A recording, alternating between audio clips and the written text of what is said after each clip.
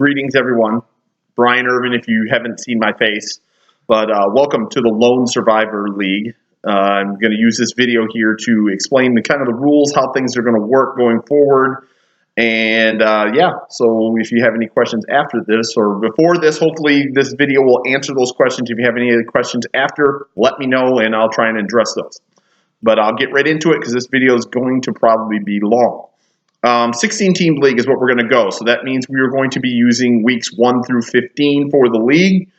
$10 entry fee, which I will start collecting coming pretty quickly here, probably the next week or so. I know some people have already paid me, but we're going to start getting that collected.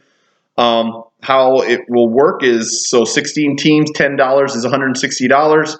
We'll subtract the fee for the site, or the cost of the site, which is $35. So we'll have $125 to work with. We'll have payouts for the top 3 teams, or the top 3 people surviving. So if you make it to week 14, I think that's just how it will work. Yeah, you make it to week 14, you're getting paid out. So third place is going to get $15, so that's your entry fee and 5.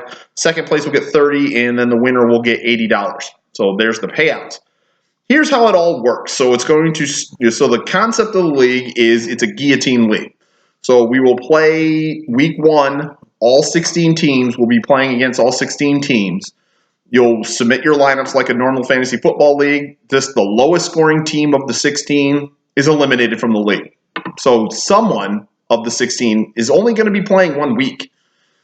And then from there, what happens is that from that eliminated person's team, all their players go into the waiver wire pool, which will be having 2 separate blind bidding sessions for the waiver wires.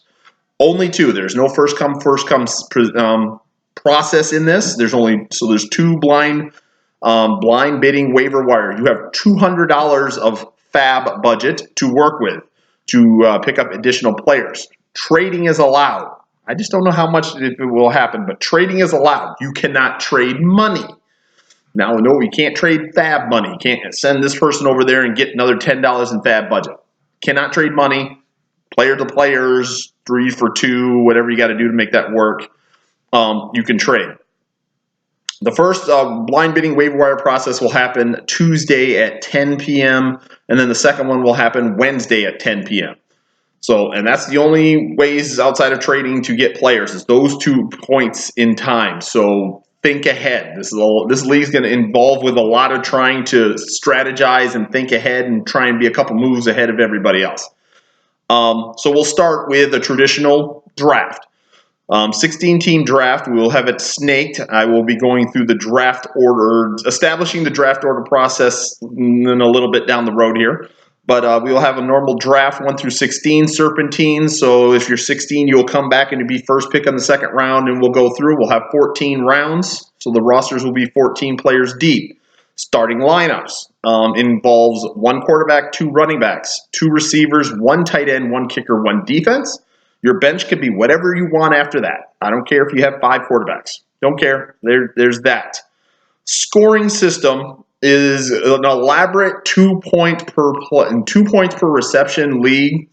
I will tell you to go check out the scoring system in the website. It's elaborate. You get points for rush attempts, and there's points for passing attempts, and the passing percentage and average yard per rush. You get points for things like that.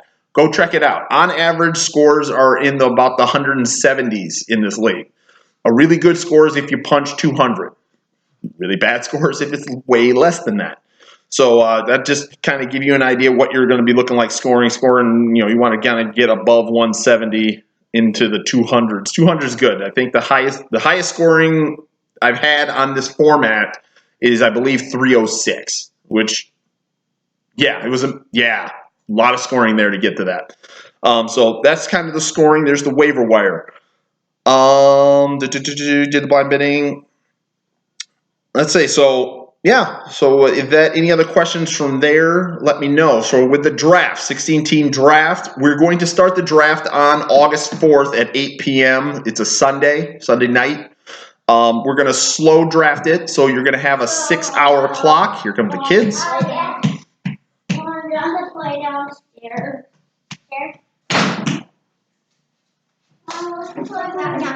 Okay. Why do you want to tell them? Why? Guys, I'm What doing are you something. doing? I'm doing something. You can go downstairs. Okay. Send it to Mom. Sure. There's my daughter if you need her, and her buddy Jack. So anywho, 14 round draft, 6-hour time limit. That's what I was going with that. So 6-hour time limit to have your picks. So that should be enough time for you to be checking on the draft like once every 4 hours, 5 hours. I understand 6 hours into a grand scheme of days, and everybody's busy and everybody has jobs and things like that. Just pop in. You can have it so you have emails that can send you alerts when you're on the clock. You can have text messages sent when you're on the clock. The system will do all of that. Go to your franchise setup and kind of go through wireless, and you can see all those little options to have alerts sent to you when you are on the clock. In the event that you miss your pick because you weren't, like I said, life happens, so you missed your pick. Any pick that happens after yours stands, but you can fill in, just send me a message and fill in your pick when you can fill it in. But any pick after that's been subsequently been made, if someone's pre-draft and a bunch of players went off the board, those players stand. You have to take somebody else. I recommend pre-drafting. System, like I said, the system is very intuitive. So if you want to literally pre-draft the whole thing based on, you can set the system to say, take the best available position at this draft spot. You can do it. If you want to select a group of players for that next pick, I would recommend doing that. Just to pre-draft it. You can literally select it, so it's you got to take some work to figure it out if you haven't used the system. We're using My Fantasy Football League. If you've not used or logged on to the site, which I recommend you do here pretty quick, get logged onto the site so you know what's going on. My Fantasy League is the website that we're using. I've used this website since 1999, so little experience with it. Other than that, the draft order. Here's how we're going to do the draft order, people. And I'm a person that used to watch the show The League, if you remember that, and their crazy antics show on FXX. So they had wacky ways of coming up with their draft picks. I kind of do the same thing, but I use more other sports to do it. So in this case, I'm going to use the Open Championship, which starts not this coming weekend, but the following weekend on Thursday. It's a ball golf tournament. I think it's the last major of the year. So we're going to use that. So here's how it's going to work. You are going to select 4 golfers. It doesn't matter which 4. It doesn't matter who picks the same guy 6 times or whatever. Pick 4 golfers that you think are going to do well. You're going to take, and 3 of those 4 golfers you're going to have, so the first 3 names that you submit to me will be your team. And that's their scores put together is going to equal the score for your team. The 4th golfer in there is your tiebreaker. Once again, we're going to keep a tally on his scores, and he'll be used if there's a tie between your team and someone else's team to establish draft order. So how it will then work is then they'll have the first 2 rounds, and usually in ball golf there's cuts. If one of your players that you select is cut, you will take whatever their score is at the time that they're cut and tack on 10 strokes, and then that will be that player's score going forward. Don't pick a player that's cut. No one wants a bonus, extra 10 score. So, and then simply the team that's got the lowest score to par will draft first and second and third and fourth and all the way down to 16. So as I send this email that has this video, or you see the website that has this video and you hear my voice, I need your 4 golfers, 1, 2, 3, and then tiebreaker 4, sent to me before tee-off of that tournament, which I believe is like 4 o'clock in the morning because they're over in Europe. So it might be something silly early I'm going to say 4, 2, 3 in the morning. So I would just do it Wednesday, midnight, going Wednesday to Thursday, that midnight. Send it by then.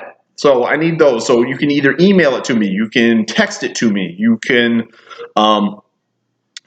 Facebook message it to me, you can post it on the chat message on the website page for golfers you want. So do a little research, come up with those names. Should you don't submit your golfers before that time frame or after they tee off, whatever it is, you will obviously automatically go to the back of the line. And if there's a group of you, then there's going to be a fight for that back of the line. So then I'll just ask for one golfer from each of you, and then that person will be your tiebreaker.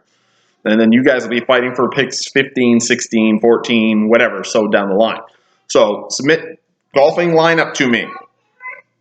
Before, it'd be next week, Wednesday. And as this video is airing, it's currently Tuesday before, or 2 Tuesdays before. So you're going to have 8 days to get this to me. This is why I'm getting this video out now. So I got payouts. I got the draft order. Any other questions you have to me, please either email me, reply to the email, and let me know. No first come, first play baited. You got $200 fab budget to play with. Oh, it's Tuesday at 11 and Wednesday at 11. 11 p.m. is the blind bidding things. Is that not at 10? It's 11 p.m. Make your submissions. To make your submissions for waiver wires, you'll pick your player, and then it'll ask you how much you want to bid, just to show you how blind bidding waiver wire works. So you'll ask for how much you're going to submit for your bid, and then you'll put a player to then drop because you're picking somebody up. To get that player, you got to have the highest bid. Anybody that doesn't or loses out in the bid, you don't lose that money. So you only lose your money if you win the bid. Kids are back. So luckily I'm almost done. So that's kind of how it works. And then, so that's kind of how it works. So you only use money if you win the bid, but you've got to have the highest bid. And starting off after week 1, there's going to be 15 teams remaining to go after a few players. So, the thinking man's game. So that's how it kind of is going to work. Let me know if you have any other questions or anything. Other than that, I'm going to get out of here at just under 12 minutes.